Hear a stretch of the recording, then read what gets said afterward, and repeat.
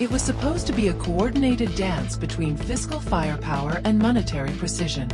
But in recent weeks, the United States has found itself at a crossroads of contradiction, where the booming declarations from the White House seem to collide with the cautious steps of its central bank.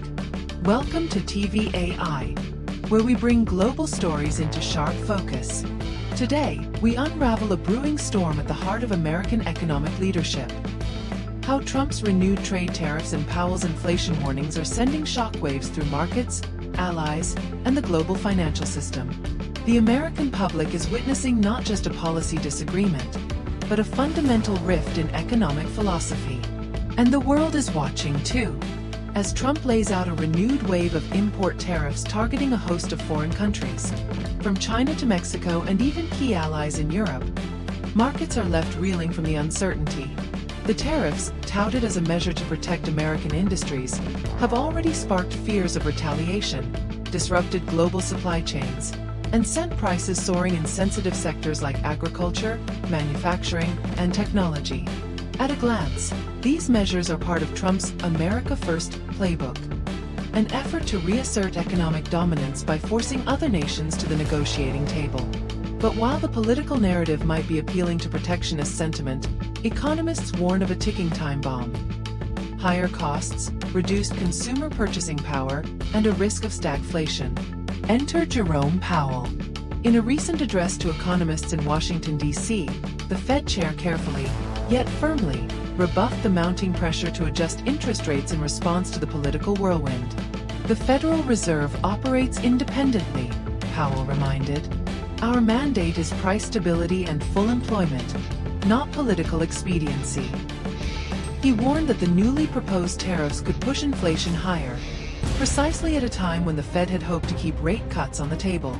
This divergence between fiscal boldness and monetary caution has thrown the markets into a spiral of speculation.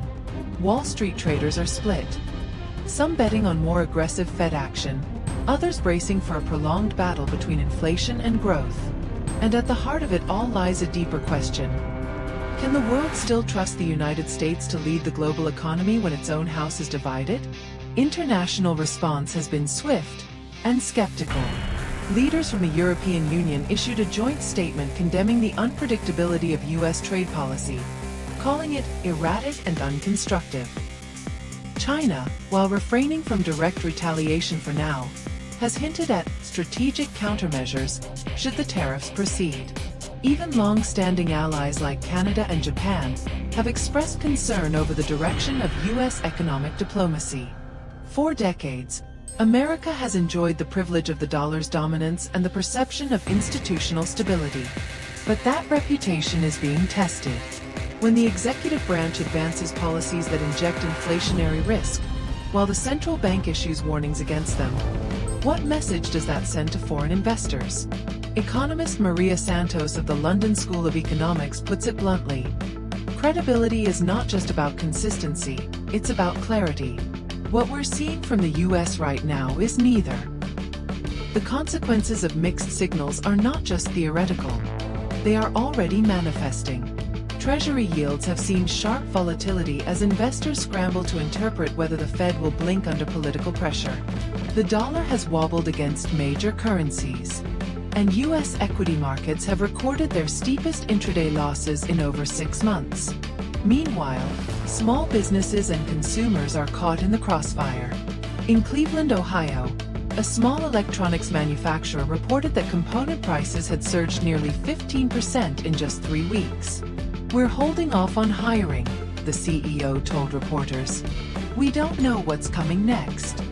In Phoenix, Arizona, a grocery chain is already adjusting prices ahead of anticipated import cost increases, especially for produce and canned goods sourced from abroad. This isn't just a DC drama. It's kitchen table economics. Critics argue that the lack of coordination between the Fed and the White House is emblematic of a broader crisis in U.S. governance. Institutions that were once considered bastions of apolitical integrity are now finding themselves in the political firing line. Trump, for his part, has made no secret of his dissatisfaction with the Federal Reserve. In social media posts and campaign rallies, he has accused the Fed of being too slow and out of touch. Powell, despite repeated affirmations of the Fed's independence, has found himself under renewed scrutiny from both parties. Democrats questioning the Fed's effectiveness, Republicans pushing for looser monetary policy to cushion Trump's tariff strategy. The result is a policy vacuum, where neither side can fully execute their plan without stepping on the other's toes. It's not the first time in U.S. history that fiscal and monetary policy have clashed. But rarely has the dissonance been so visible, so public, and so consequential. Former Treasury Secretary Lawrence Summers warned in a recent op-ed, "We risk not only economic mismanagement but reputational damage. Global markets don't just watch what we do, they watch how we govern."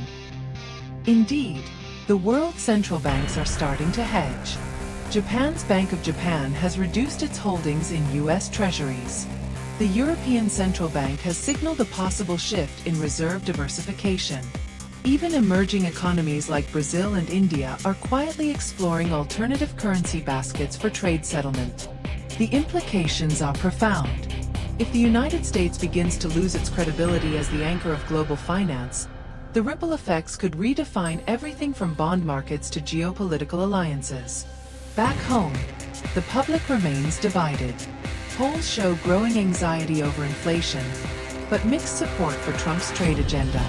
Among independent voters, trust in the Fed remains relatively high, but awareness of its role is limited. This disconnect between political theater and economic reality is one that analysts fear could worsen ahead of the upcoming election cycle. As candidates seek to position themselves on the economy, the temptation to politicize the Fed will only grow. In the end, this may not just be a story of tariffs and inflation. It may be a referendum on how the world's largest economy manages its internal contradictions, and whether it can still lead by example in a globalized financial system. Until then, investors remain cautious, central banks remain watchful, and everyday Americans brace for the impact of policies made far above their heads, but felt directly in their wallets. This is TVAI. Stay informed, stay sharp.